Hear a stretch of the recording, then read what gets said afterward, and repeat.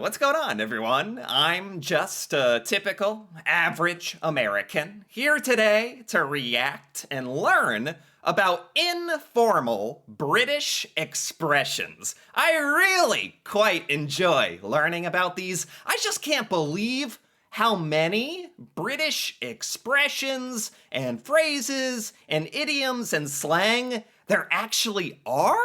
Brits are quite creative with the language. Oh my god, I don't even know how you remember half of this stuff, but it's always so entertaining. We don't have anything like these expressions here in America, and it's so fantastic. So let's take a look at some everyday British expressions. I'm going to give you a situation for this first idiom.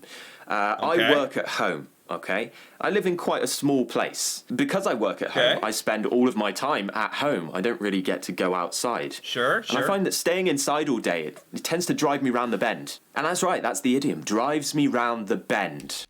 Drives me round the bend. I'm trying to decide. This sounds so much like drives me crazy.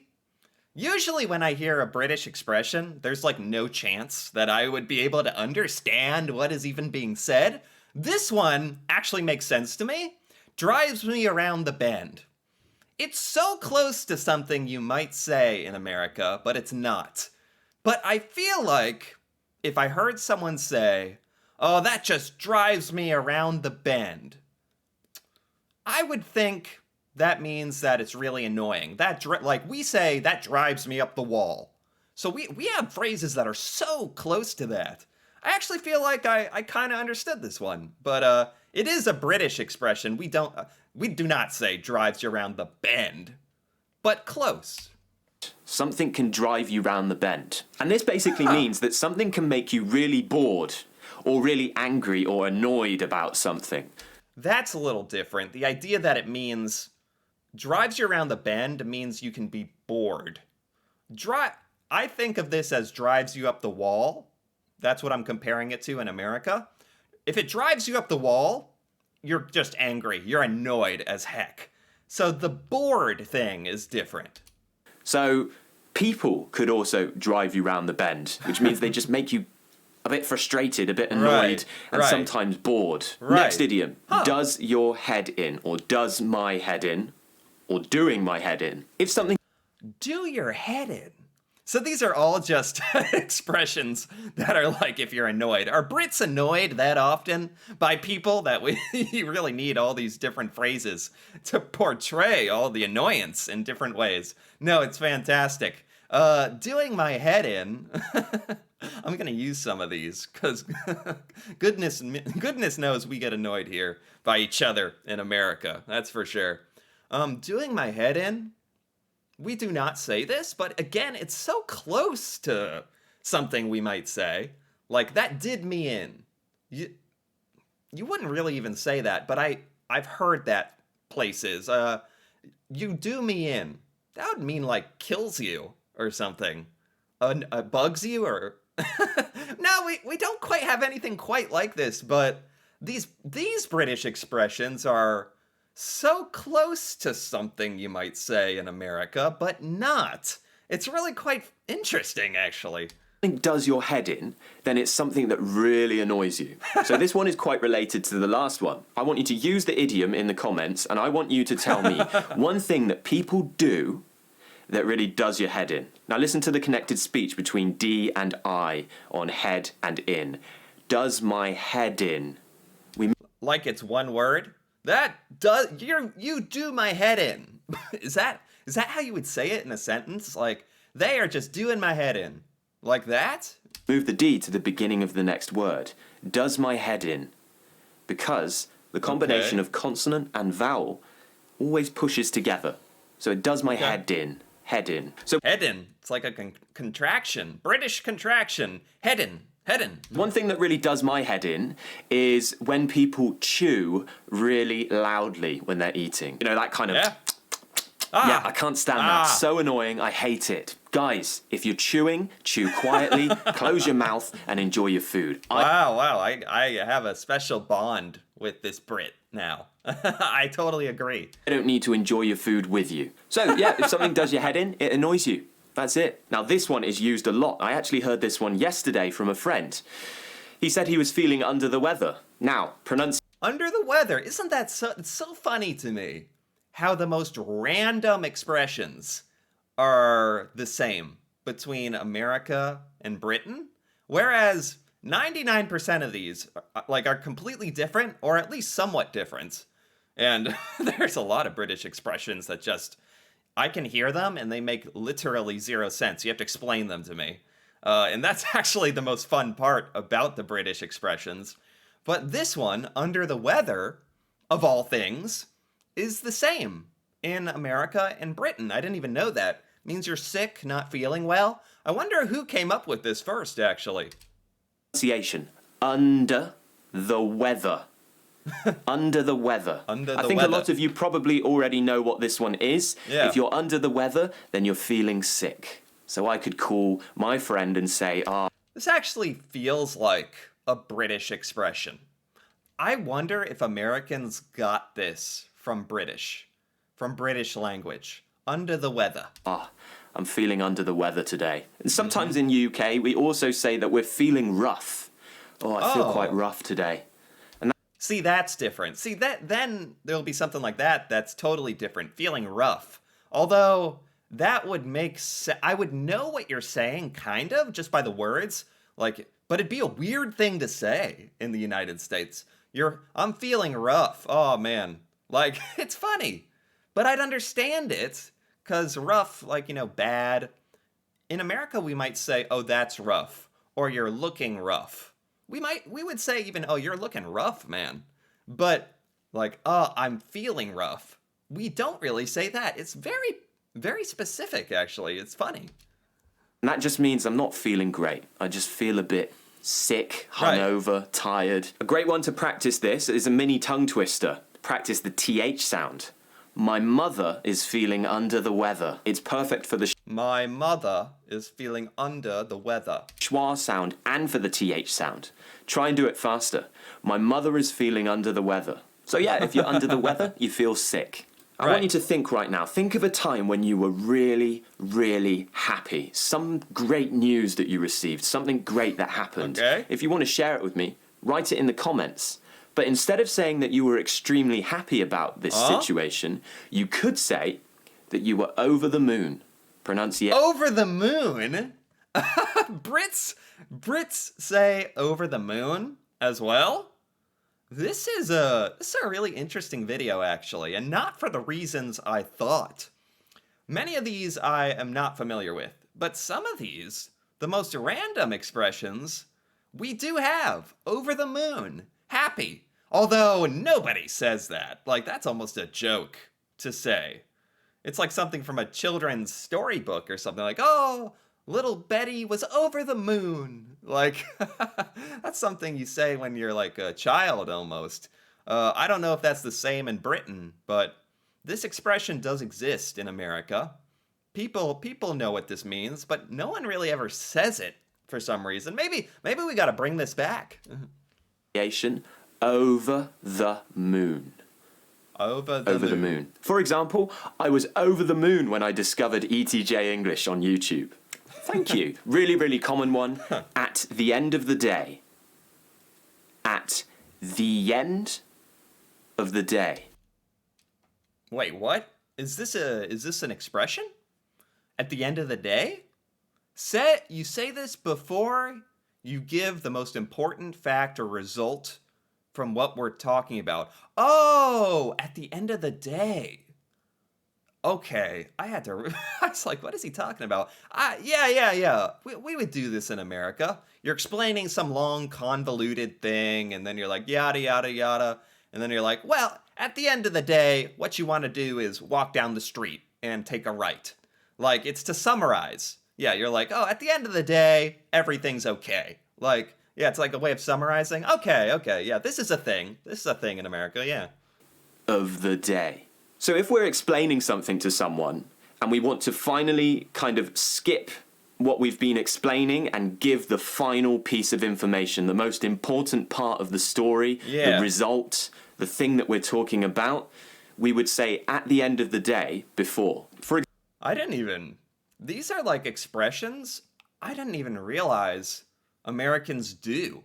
Americans do have some expressions, actually. This is actually making me feel a little good, a little proud. Because I've learned quite a few British expressions in past videos, and they're always so creative and so like crazy and so inventive and funny, especially the British insults as well. And I'm always like, man, Americans need more phrases, like more expressions. And there are a couple we use that I never even thought about, like at the end of the day. Yeah. For example, my parents want me to become a doctor, but at the end of the day, it's my decision. Yeah, right. So it's like saying, no matter what, after all of this, the main result, the most important thing is, it's my decision if I want to be a doctor. Right. Really common, this one. If you use that expression, people will love you. They'll think you're using a real native expression right there. Oh, that's like a proper British expression. That's like the most common American expression he's listed so far. That's a common one in America too. If someone's really annoying or they're acting stupid, then I could tell them they need to get a grip. It's kind of similar to when people say grow up. You know, when someone... Get a grip. I've heard, get a grip. Yes, Americans would say get a grip as well. Get a grip. That's another. We do have some expressions. Get a grip.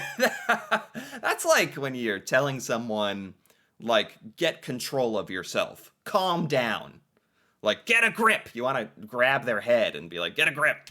Someone is acting stupid and they need to get a grip.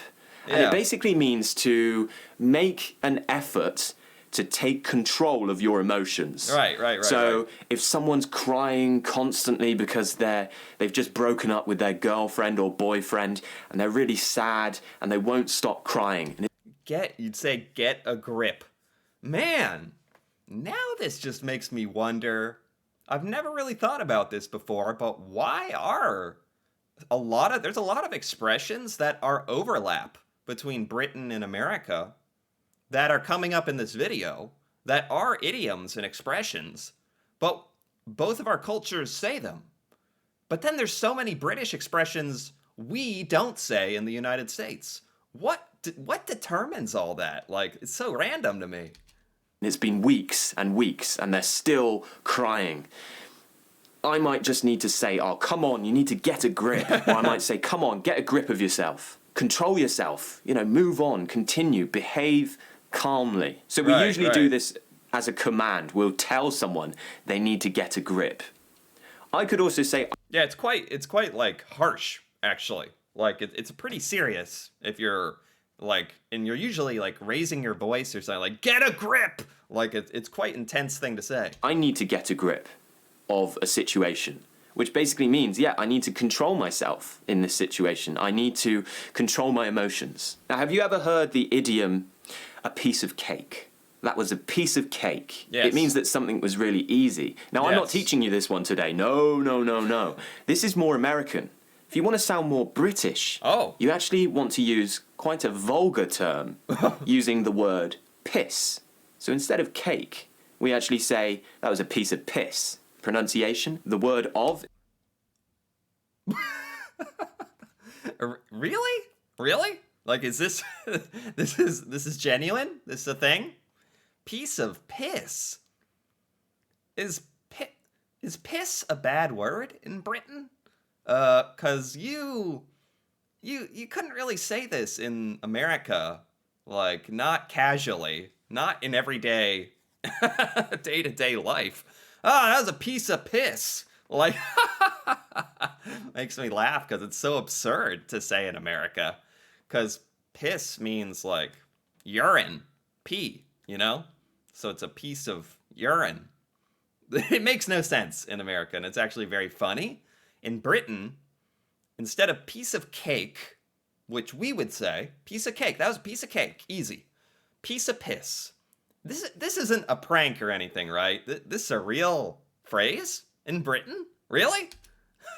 is not important, so we replace it with a kind of schwa sound. So instead of saying piece of piss, we would say piece of piss, piece of piss. It means it was really easy. This is really a phrase. Like, really? And it's okay to say this? And it means easy? That was a piece of piss? Okay. Okay. But what if I told you that someone was taking the piss? If someone is taking the piss, then it usually means that they're mocking someone or joking about someone or something. When I was young, Man, there's a lot of piss. This is, oh boy, here we go. I didn't know I was going down this rabbit hole today. There's a lot of piss expressions. Doesn't being pissed mean drunk in Britain? Where here being pissed means angry. But also in Britain, piece of piss means easy, apparently. Take the piss means you're making fun of or mocking someone. I didn't know piss was such a versatile word in Britain. I had no idea. It's a bad word here in America. Like it's a semi-offensive word. It's not the worst.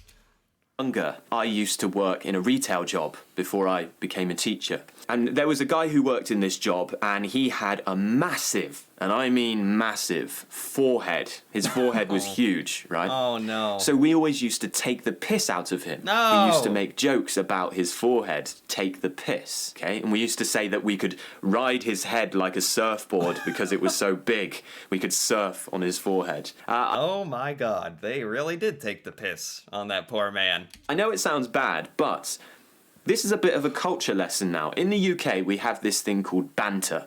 And it's a very common way that friends or people have fun with each other.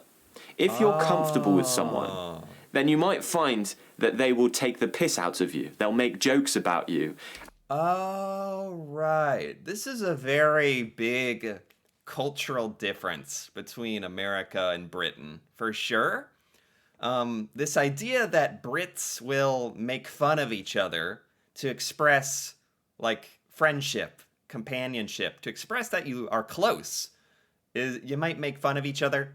Some Americans do this, not too rough. I think that's the main distinction. You might do it a bit to your friends in America. That's fine if it's in good taste and it can be funny. But it seems like in Britain, it's almost like a rite of passage. It's like a conventional common way of expressing friendship is like constantly bantering, constantly making fun of each other. Is that accurate? Am I overblowing it a little bit? Or it feels like it's more acceptable in Britain, for sure. Whereas Americans would just be like, what the heck, man? Why are you always taking the piss out on me? No, we wouldn't say that, or that would mean something very, very bad. We'd be like, do you hate me? What's your problem? You know, some Americans might actually be offended and think you don't like them. Whereas in Britain, it could mean the opposite, actually. And it sounds like bullying, it sounds horrible, but it's actually showing that you're friends with each other. Okay. You know, if someone told me, oh, you've got long hair, you look like a girl, I would be offended. But if one of my friends or somebody I'm comfortable with, you know, decided to start calling me Ellie or something, you know, a female name, I would laugh because I know it's just my friend saying it and they're being friendly. So Right. It's almost like showing you are such close friends that you can make fun of each other and be comfortable and know that you're joking. And it shows that you're close. So I get the idea. Oh yeah, we have this thing where we take the piss out of each other, make jokes about each other. Okay. And you can say to someone, oh, don't take the piss. And that basically means stop. So there you go, there's your idioms. Okay. Eventually, some Brits are like, okay, stop, just relax. Quit taking the piss. Forget you can join my pronunciation course at ETJ. Okay, and that is the end, huh? That was a really, really interesting video. For many different reasons, actually. That was by ETJ English, and I gotta give that a like. That was a very fun video. Because it had a very interesting mixture of phrases that are slightly different to expressions we have here. It also had, like, what was an example? Drives me around the bend instead of drives me up the wall. drives me around the bend. Like slightly different, but very similar. And then there were quite a few expressions that are just the same in Britain and America, which I didn't know. And then at the end, all this this idea about making fun of each other and all these piss related words and expressions that I had no idea about. Piece of piss. I'm still caught up on the what a piece of piss. Is that real? I'm gonna have to look that up later. I don't want to accidentally say that and be like, and Brits would be like, if I ever ran into a Brit and said that, and they were like, "What are you talking about?" I would be like, "Dang it! I knew that he was tricking me." But no, I assume that's true, and that's actually very funny and fascinating. That's why I love these expression type videos, British expressions and idioms, phrases. There seem to be countless, and they're always so fun to learn about. British English is amazing. That's all I can say. So I really enjoyed this. Anyway, if you enjoyed this as well, feel free to give this video a like or leave a comment, perhaps with your thoughts on any of these expressions, or if I understood something wrong, or which I'm sure I did, or anything like that would be great. And if you're interested in more videos like this, me reacting to Britain and British culture, stuff about Britain I've never learned before, feel free to subscribe for more. And until then, thanks for watching, and see you next time.